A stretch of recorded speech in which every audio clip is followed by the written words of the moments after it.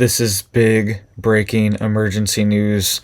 Over 5,000 National Guard members have been deployed and they are saving people right now that are trapped. Hundreds of people have already been rescued and thousands of people are still missing, unreported. We have no idea where they're at. And this is a very drastic situation. Let's get into the details here really quick, guys. Just hit that like and that subscribe. It just helps get these warnings out. I appreciate that, and I'm posting multiple times a day, keeping you guys updated on this big news. All right, so over 5,000 Guard members, more than 5,500 actually, have been deployed from 11 different states to help with support of Hurricane Helene. All right, this is a massive response, and they are rescuing people and helping people primarily in North Carolina right now that are trapped. Okay, and it's been reported that over 1,000 people are still missing. Okay, this is really sad, guys. 1,153 people are missing. People are looking for their families. They can't talk to them or connect to them because there's no cell service. Okay, and there's confirmed over 118 people have lost their life as well too. So this is very sad, and the casualty number could go up. All right, it's also being reported here that there is a drop-off point for supplies that are in North Carolina right now. All right, this is being posted and reported by the United Cajun Navy. They said, quote, "We have trucks and aircraft in the area bringing supplies." They have helicopters. They have massive trucks filled with stuff. They're posting it on their social media. They said our first point of distribution is at Excel College, which is at 12 Florida Avenue in Black Mountain, North Carolina. All right, they are giving away free food, free water, free supplies, and they have internet for people there as well too. And it was just announced the city of Asheville, North Carolina, is saying that their 100,000 residents will be without water for weeks. Right, they're saying this is going to go on for weeks. They've cut the water off, and they're saying that the power is going to be turned off in this area at least until Friday. All right, they're saying start expecting stuff to start coming back online around Friday. And it's being reported that there are still over 2 million people currently without power right now, Sunday night. So there's over 800,000 in South Carolina, over 600,000 in Georgia, 500,000 in North Carolina, 155,000 in Florida, 112,000 in Virginia, and more in other states as well. All right, there's over 2 million people in the U.S. without power still, and the National Guard has been deployed to help these people. All right, it says here that the North Carolina National Guard has sent more than 500 soldiers alone and airmen, along with 200 vehicles and aircraft. Search and rescue teams from 19 different states, including 3 federal teams, have rescued hundreds of people, including more than 119 rescued by the North Carolina National Guard, Governor Cooper said in a press conference briefing on Sunday. It says, as of Sunday, the North Carolina National Guard reported completing 16 missions, rescuing 119 people and 11 pets in western North Carolina. The single largest mission saw the rescue of 41 people north of Asheville in Macomb County.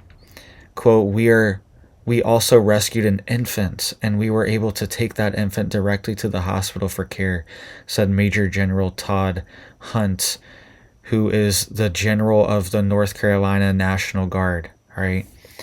And according to posts on X Twitter, the North Carolina National Guard has moved more than 34,000 pounds of cargo, including food, water, and medical supplies, to the area to distribute. And says they've also received additional personnel and assistance from Connecticut, Maryland, Ohio, Iowa, Florida, South Carolina, and Pennsylvania. All right, so the National Guard is in the area. They are doing flight missions right now and trying to save people, right? So if you are in this area and you know people that need help, reach out to the National Guard.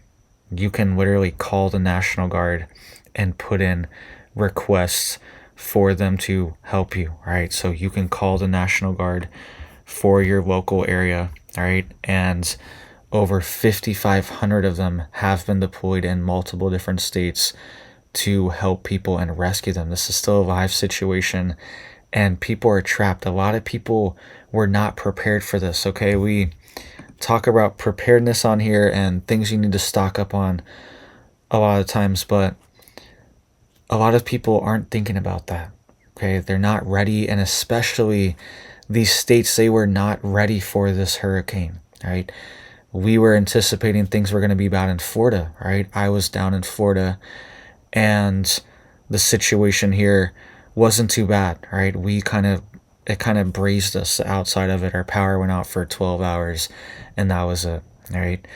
So people were preparing here, but I was ready. I had gas tanks ready, water tanks ready, cash, food, all the whole 9 yards, right? Ready to go in case we need to be off grid for a week or two.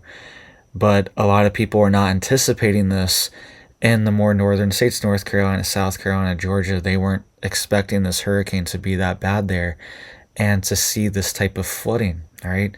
We normally talk about storm surge and things like that, but these flash floods happen in these mountain areas very quickly, right? There's a lot of surface area on these mountains, and it all rushes to the lowest point. And a lot of times the lowest point is a road or a town or a area where people live, right? Because that's the easiest place to build on. And that's why we're seeing all these washouts throughout North Carolina and Western Tennessee, or Eastern Tennessee, sorry about that, and Georgia, all these different states. That's why we're seeing this, because people weren't ready and they got a ton of rain that wiped out the area. All right, it's also saying here that cell service is still out in this area. Nobody has phone service, and the companies are saying there's no timeline for restoration because a lot of the towers are destroyed, and also the towers don't have power. Okay, they need power. They're connected to the grid. Some of them have generators, but those only last so long, and there's no cell phone service there either. So you think your cell phone's going to work. It's not working right now. The only thing working in this area is satellite internet. And the other thing is, the only people able to buy things right now are people that have cash. And there are hundreds of people lining up at gas stations. So some areas still have gas, they still have power, they're running off generators, and there are hundreds of people lined up to get gas. And people on boots on the ground were reporting people are frustrated, people are upset, and a lot of people are mostly keeping to themselves. It seems like that's what a lot of people were reporting. All right, so the situation there is tense.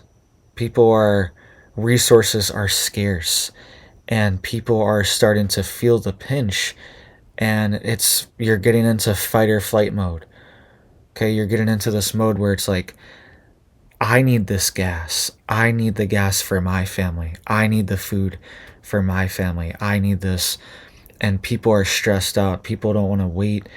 It's totally understandable. It's total natural reaction, but that's what happens in these situations, right? That's why, and a lot of people are stocking up now, right? Something about prepping and being prepared is prepare preemptively, all right? Because some people are stocking up now. They're going there and just filling up 10 tanks of gas now when the emergency already hit, right? And that's going to create shortages. People need that gas now. It's too late. You should have stocked up. Don't be hoarding resources now when resources are scarce. Now is the time to share and only take what you need, right? Because everyone needs something. Everyone needs food. All the grocery stores are shut down. All the food is bad, rotten. They're throwing it all out. It's being reported. Nobody's even eating it or anything. They're just throwing it out in dumpsters, right? And this happens every time there's major hurricanes and power outages. They just end up throwing food away in dumpsters. It doesn't even get given away because they're worried it's bad. By the time they got to it, it's 12 hours later, it's 24 hours, 48 hours later. The food's probably not safe to eat and they don't want to give it away to people, right? So they just trash it all, even though people need it. So resources are scarce right now. Don't hoard, right?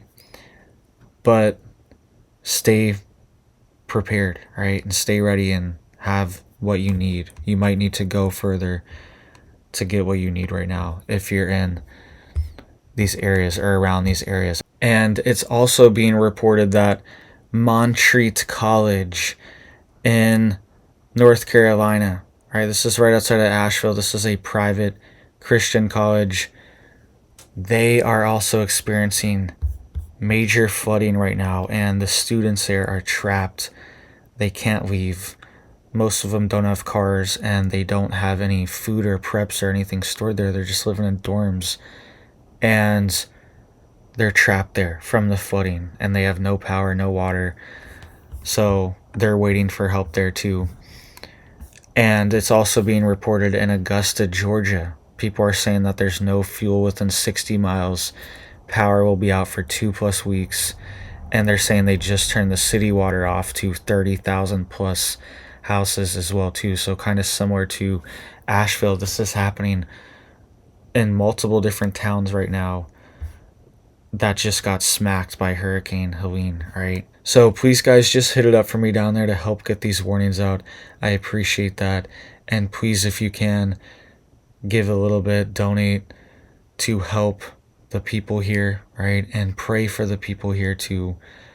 I'm worried that the situation, the casualty number is going to be a lot higher than is being reported right now, right? Once they start finding people, the numbers are going to be a lot higher, and they might not ever find some people due to the nature of the situation, because there was so much soil and earth and mud and clay that was moved around. Some areas, it's the entire landscape has shifted. Okay, some people could have very tragically been caught up in these mudslides, and they could be buried under 20 feet of mud. Okay, hopefully that didn't happen, but that's what people were dealing with here. The pictures that are coming out are, they're really sad and just shocking, right? To put yourself in that situation, to see the water at the roof's edge of your house and you're sitting there and it's just roaring by like a crazy river. It's wild, right? And that's what a lot of people have been dealing with the past few days, right? So make sure you guys are staying safe and staying prepared. I hope you guys have big blessings for your life and your family, and I hope you have a big old blessed day.